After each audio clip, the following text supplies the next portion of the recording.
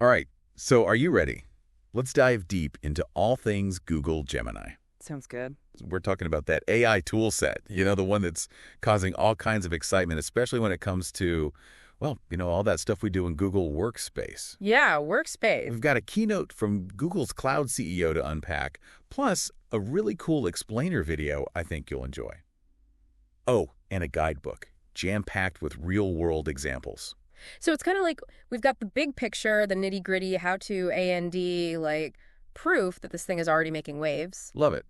Let's jump right in, shall we? Let's do it. There's this line from the explainer video that just, I don't know, grabbed me. It says, Gemini is like having knowledgeable data analysts, data engineers, A&D researchers, like right there at your fingertips. Yeah, that's a good one. I like that. I feel like it makes AI, I don't know, less intimidating, more down to earth. Yeah, definitely. And just so we're all on the same page, right? Yeah. Gemini. It's a type of generative AI. So that means it doesn't just analyze data, it actually creates things. Text, images, you name it, even code. Wow. It's like you're probably using generative AI every day without realizing it.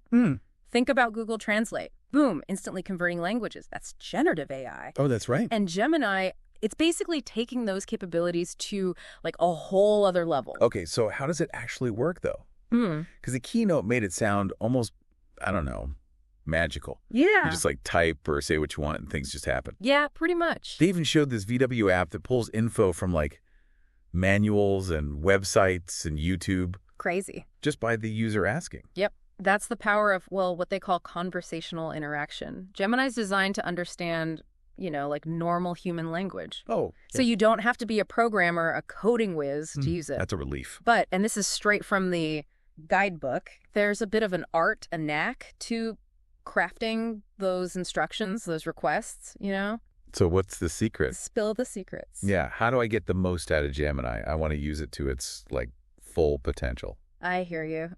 Okay. The key is to be super specific and clear in your requests. It's like, imagine you're talking to, I don't know, a really brilliant friend, but they're also very literal. I like that. Use keywords, give them context, and ditch the jargon, the technical terms. Keep it simple. Exactly. And think about it. It's always easier to explain something with an example, right? Right. Same goes for Gemini. So if you're, let's say, looking for a specific writing style, Okay. give it a sample, show it what you mean. Got it. Be clear, be specific, and show, don't tell. You got it.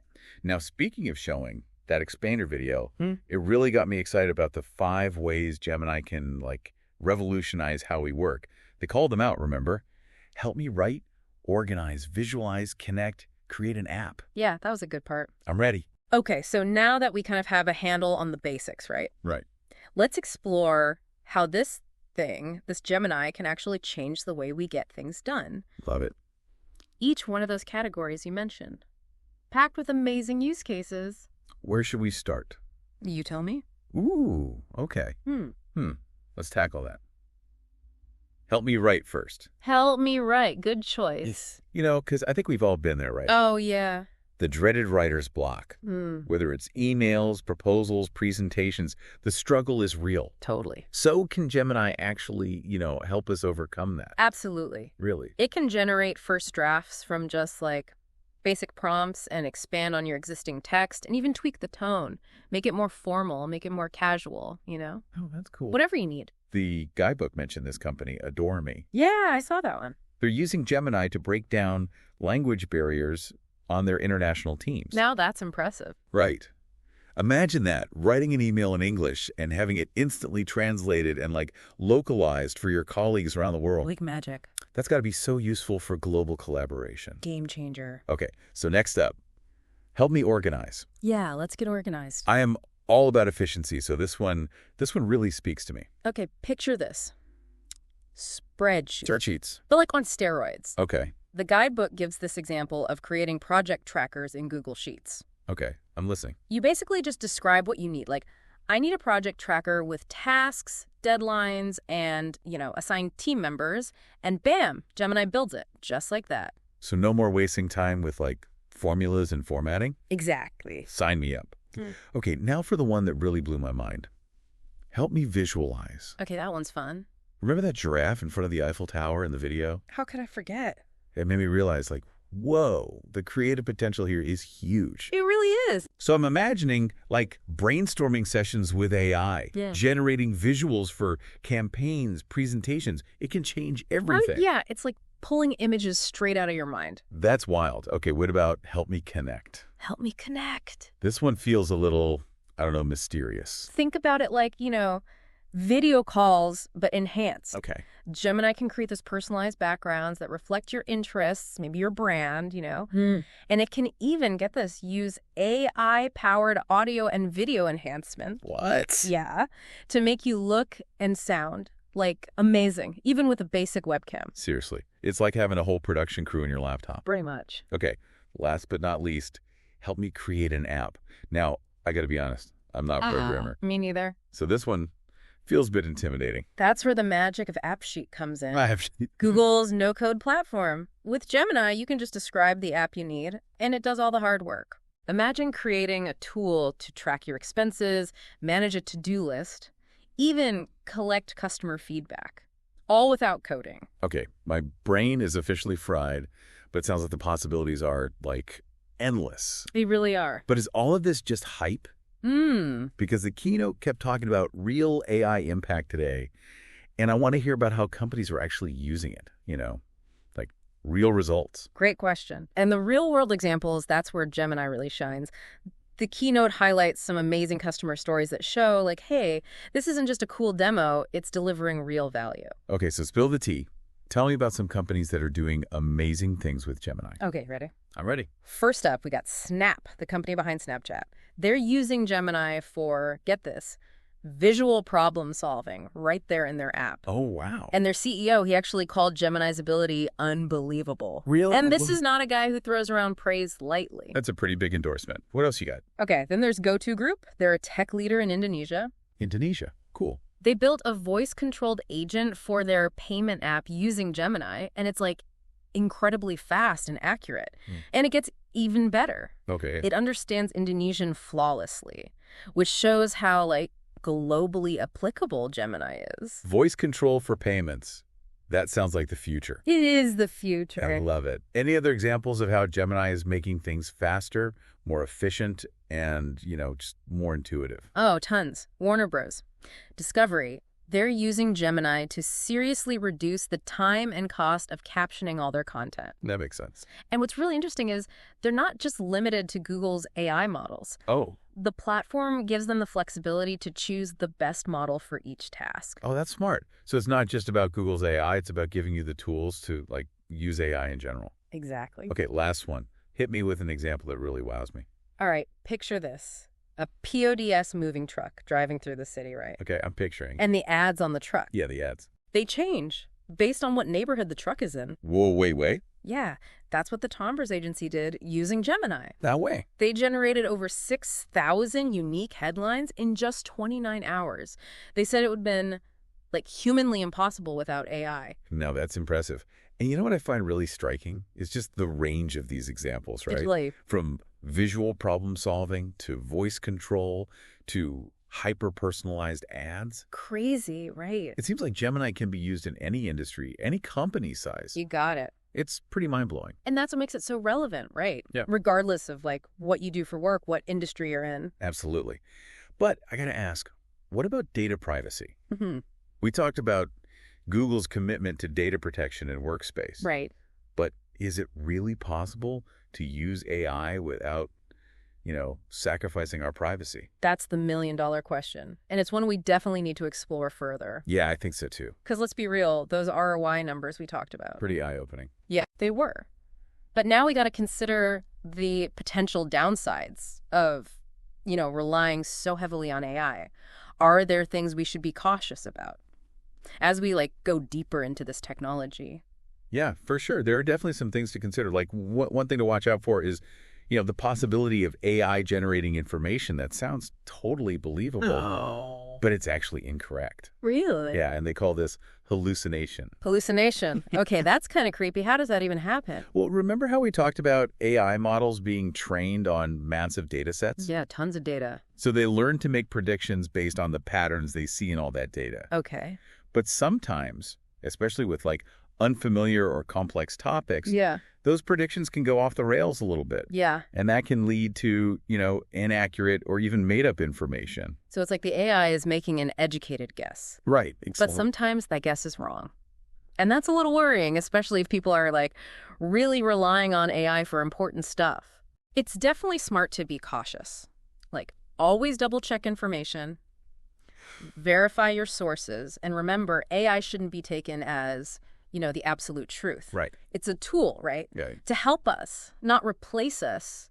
It can boost our capabilities, but it doesn't replace our own critical thinking skills. Okay, that makes sense. I can see how, over-relying on AI could be a slippery slope. For sure. If we just let AI do everything for us. Yeah. What happens to our own ability to, write and organize and think critically and solve problems? It's all about finding that balance, right? Balance. Between using AI and, maintaining our own skills and expertise. AI should be a partner, not a replacement. A partner, I like that. Yeah. So we need to use AI in a way that helps us, that makes us better, not, lazy or whatever. Exactly. But I'm also thinking about the impact on jobs. Yeah. A lot of people are worried that AI is going to, lead to unemployment as machines take over. What do you think about that? It's a tough one. It's definitely complex, and experts have been debating it forever. It's very possible AI will lead to some jobs, going away. Yeah. Certain tasks will probably be automated, and some jobs might just become obsolete. Right. But it's important to remember, technology has always been disrupting the job market. That's true. History shows us that, when that happens, new opportunities pop up. So it's not necessarily the end of work, No. but a shift in the landscape of work. You got it. Think about the Industrial Revolution, right? Yeah. Machines replaced a lot of manual jobs, but they also created tons of new industries and job opportunities. It's likely we'll see something similar with AI.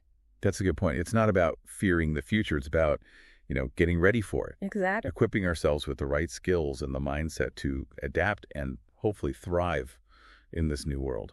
I couldn't agree more. Instead of worrying about, robots taking our jobs, Right. we should focus on how to adapt, learn new skills, and embrace those new opportunities that AI will inevitably create. So what are some of those skills, those mindsets that are going to be super important for the future of work? Well, one thing that's definitely key is becoming comfortable working with AI. It's not about becoming programmers ourselves, Right. but just understanding the basics of AI. Right. How to interact with it effectively, how to leverage it to make our work better. So it's like becoming fluent in the language of AI so we can talk to these systems and use their power. What else? Critical thinking skills are huge. We've got to be able to analyze information, evaluate evidence, figure out what's real and what's not, and make good decisions. Those are the skills that will set us apart from machines. Because AI might be amazing at processing information and generating stuff. Oh, yeah. But it doesn't get context and nuance and human emotions and experiences the way we do. You nailed it. We need those uniquely human skills. Creativity, empathy, communication, problem solving to work alongside the AI. Find that balance. Exactly. Human and artificial intelligence working together. I like it. It also sounds like adaptability and, being willing to learn are going to be important too. Yeah. The world's changing so fast that what's in demand today might be totally irrelevant tomorrow. Oh, yeah. Right. For sure.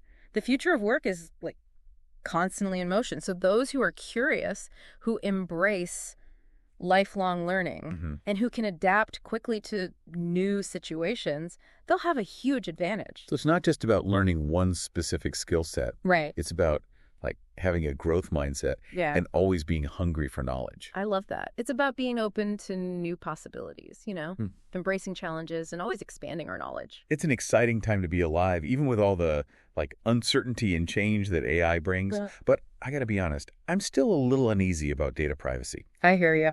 We talk about Google's commitment to protecting our data, but can we really use AI without giving up our privacy? Is there a way to have both? That's the ultimate question, isn't it? And Yeah. it's one that we definitely need to unpack more. So in the final part of our deep dive, we're going to explore the relationship between AI and data privacy. I think I wait. We'll look at potential solutions, the trade-offs, and how we can navigate this new world while still protecting our personal information. All right, so we're back for the final part of our Gemini deep dive. We've explored all the amazing things this AI can do. We've talked about what it means for the future of work. And now it's time to tackle the big one, Data privacy. The big one for sure. Can we really embrace AI, all its power, without giving up control of our personal information? That's the question, isn't it? That's the question everyone's asking. And it's tricky, right? Because AI, it needs data to thrive. I mean, the more data it has access to, the better it learns, the better it adapts, the better the insights it can generate. Totally. But that need, that hunger for data, it can feel, well, kind of at odds with our desire for privacy. It's like we want all the cool stuff AI can do. Yeah. But we don't want to sacrifice our privacy to get it. So what's the answer? Is there a way to, have our cake and eat it too? It's not about finding a perfect solution, a magic bullet. It's more about, navigating the trade-offs. Trade-offs. Making informed choices. And Google, they actually talk about this in their guidebook, emphasizing their commitment to data protection within Workspace. Right. They make it clear your data is yours. They don't sell it. And it's not used to train those models outside of Workspace without your okay. Okay, that's good. But are there other ways, other approaches that give users more control? Approaches that don't rely on, just trusting companies to do the right thing? Absolutely. There's some really cool stuff happening in the world of, well, they call it privacy-preserving AI. Privacy-preserving AI. Yeah.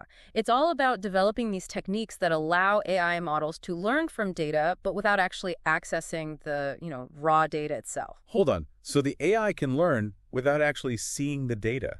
Pretty much. How does that even work? It's a little technical, but basically they use methods like differential privacy and federated learning. So differential privacy, it basically adds noise to the data in a way that protects the individual data points, but keeps the overall pattern so the AI can still learn. And federated learning, that lets AI models learn from data that's spread out, across multiple devices without ever bringing all that data together in one place. So it's like the AI is learning from the combined knowledge of the data without ever seeing the actual details. Exactly. That's wild. Is anyone actually using this stuff? Oh, yeah. It's still, relatively new. Yeah. But it's gaining traction super fast. Apple, for example, they use differential privacy to collect usage data from iPhones, but they still keep user privacy protected. Interesting. And they're exploring federated learning a lot in healthcare where patient data, it's got to be kept super confidential. Yeah, of course.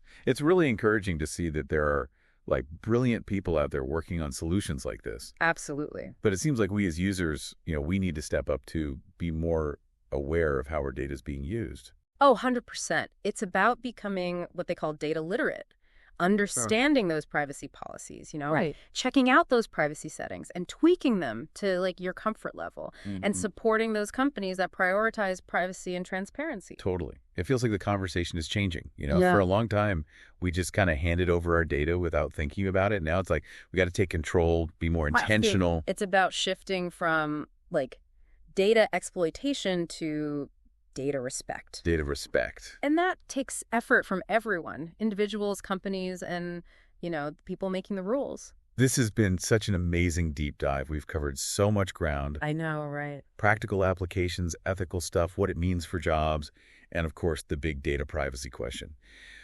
But I think the key takeaway here is that AI, it's here to stay. It's not going anywhere. And it's up to all of us to shape its future. So we got to stay informed, stay engaged, and be proactive. The future of AI, it's not set in stone. It's something we're all creating together.